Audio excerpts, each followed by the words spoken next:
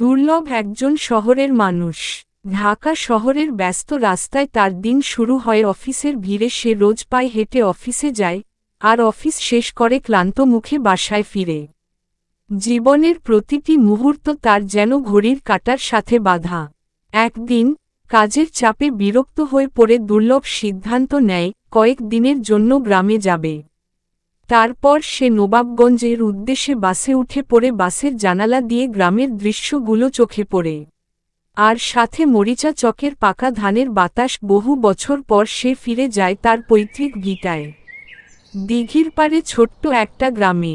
গ্রামের রাস্তা দিয়ে হাঁটে আর ভাবতে থাকে। বিস্ময়সূচক চিহ্ন।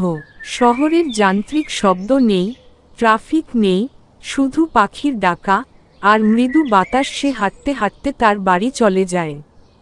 বিকেলে সে কিছু সময় ইছামতি নদীর তীরে এসে বসে। নদীর ঢেউয়ের শব্দ, পাখির ডাক আর মানুষদের হাসিমুখ।